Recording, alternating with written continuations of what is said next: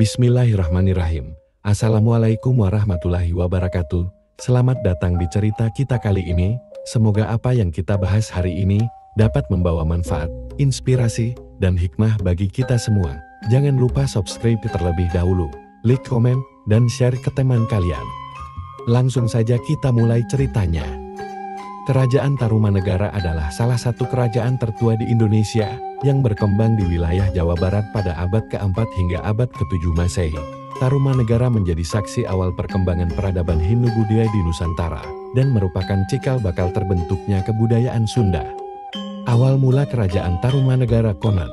Kerajaan Tarumanegara didirikan oleh Raja Diraja Jaya Singawarman, seorang raja yang berasal dari India. Ia datang bersama pengikutnya ke Jawa Barat dan mendirikan kerajaan di tepi Sungai Citarum. Lokasi ini dipilih karena kesuburan tanahnya dan posisinya yang strategis untuk pertanian serta perdagangan.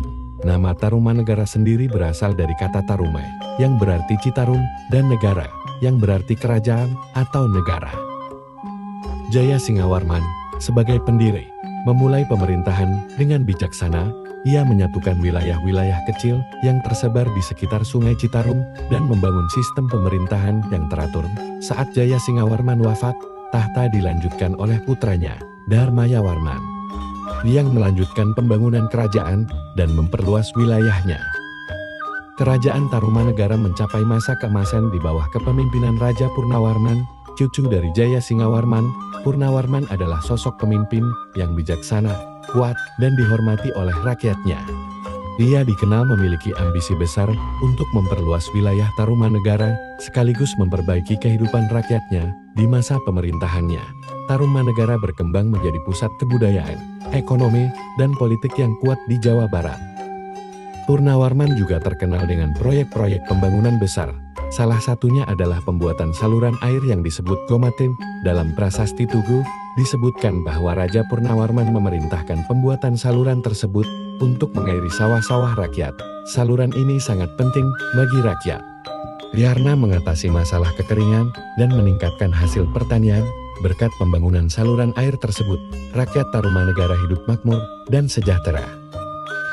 Untuk menghormati leluhurnya, Purnawarman membangun kuil-kuil dan tempat pemujaan di berbagai wilayah. Agama Hindu, khususnya aliran Siwa, berkembang pesat di Tarumanegara. Meskipun toleransi terhadap agama Buddha juga sangat dijaga. Kejayaan Tarumanegara tidak lepas dari konflik dengan kerajaan-kerajaan tetangga. Tarumanegara sering berhadapan dengan kerajaan di pesisir utara dan beberapa kerajaan di wilayah pedalaman yang merasa terancam oleh pengaruh besar Purnawarman. Meskipun begitu, Tarumanegara berhasil mempertahankan wilayahnya dan bahkan memperluas pengaruhnya melalui perjanjian damai dan aliansi. Purnawarman memiliki pasukan yang kuat dan strategi militer yang cerdik. Dalam beberapa prasasti, seperti Prasasti Ciaruteun, digambarkan bahwa kekuatan Tarumanegara sulit ditandingi oleh kerajaan-kerajaan kecil di sekitarnya. Lambang kaki Raja Purnawarman yang terukir pada prasasti menjadi simbol kebesaran Tarumanegara dan peringatan bagi musuh-musuhnya untuk tidak menentangnya. Setelah masa pemerintahan Purnawarman, Tarumanegara mengalami kemunduran. Para raja setelah Purnawarman tidak sekuat dan sebijaksana dirinya. Wilayah kekuasaan Tarumanegara semakin mengecil dan pengaruhnya mulai tergantikan oleh kerajaan-kerajaan lain seperti Kerajaan Sunda dan Galuh yang mulai berdiri di wilayah bekas Tarumanegara. Faktor lain yang menyebabkan kemunduran adalah semakin berkembangnya perdagangan di wilayah lain yang membuat Tarumanegara kehilangan dominasi ekonomi.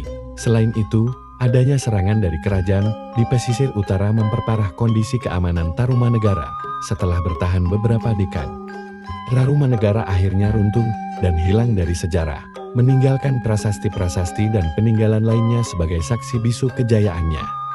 Meskipun Tarumanegara telah runtuh, warisannya tetap abadi. Prasasti-prasasti peninggalan kerajaan ini menjadi bukti awal berkembangnya peradaban Hindu-Buddhia di Nusantara dan menjadi sumber informasi penting tentang sejarah awal kerajaan di Jawa Barat.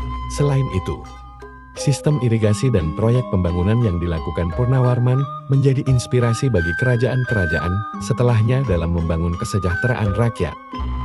Hingga kini, Tarumanegara dihormati sebagai salah satu pelopor kebudayaan dan peradaban Sunda. Jejaknya tercermin dalam legenda dan cerita rakyat yang mengisahkan kejayaan masa lalu dan kebijaksanaan Raja Purnawarman yang membawa Tarumanegara ke puncak kejayaan. Kerajaan Tarumanegara ini menunjukkan betapa kuatnya pengaruh kebudayaan dan pemerintahan kuno di Indonesia yang hingga kini masih dikenang. Meskipun kerajaan tersebut sudah lama lenyap, peninggalannya tetap hidup dalam sejarah, menjadi pelajaran dan kebanggaan bagi masyarakat Indonesia. Terima kasih sudah menonton. Kalau kalian suka dengan video ini, jangan lupa tinggalkan komentar di bawah. Kami sangat menghargai setiap pendapat dan masukan dari kalian, dan jika ingin mendukung channel ini lebih jauh, kalian bisa berikan super thanks.